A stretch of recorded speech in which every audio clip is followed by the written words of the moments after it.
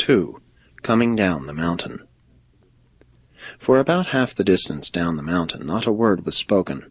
Jesus then began the conversation by remarking, "Make certain that you tell no man, not even your brethren, what you have seen and heard on this mountain, until the Son of Man has risen from the dead." The 3 apostles were shocked and bewildered by the Master's words, "until the Son of Man has risen from the dead."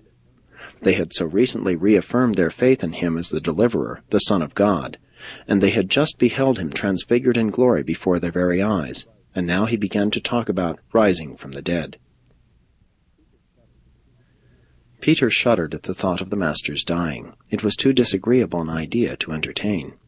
And fearing that James or John might ask some question relative to this statement, he thought best to start up a diverting conversation, and, not knowing what else to talk about, gave expression to the first thought coming into his mind, which was, "Master, why is it that the scribes say that Elijah must first come before the Messiah shall appear?" And Jesus, knowing that Peter sought to avoid reference to his death and resurrection, answered, "Elijah indeed comes first to prepare the way for the Son of Man, who must suffer many things, and finally be rejected. But I tell you that Elijah has already come, and they received him not, but did to him whatsoever they willed." And then did the 3 apostles perceive that he referred to John the Baptist as Elijah. Jesus knew that, if they insisted on regarding him as the Messiah, then must John be the Elijah of the prophecy. Jesus enjoined silence about their observation of the foretaste of his post-resurrection glory, because he did not want to foster the notion that, being now received as the Messiah, he would in any degree fulfill their erroneous concepts of a wonder-working deliverer. Although Peter, James, and John pondered all this in their minds, they spoke not of it to any man until after the Master's resurrection.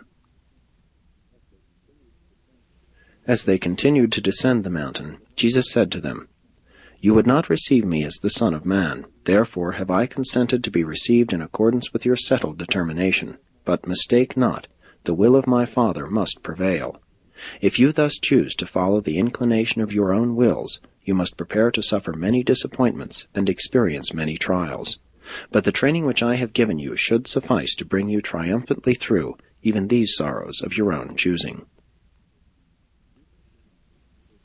Jesus did not take Peter, James, and John with him up to the Mount of the Transfiguration, because they were in any sense better prepared than the other apostles to witness what happened, or because they were spiritually more fit to enjoy such a rare privilege. Not at all.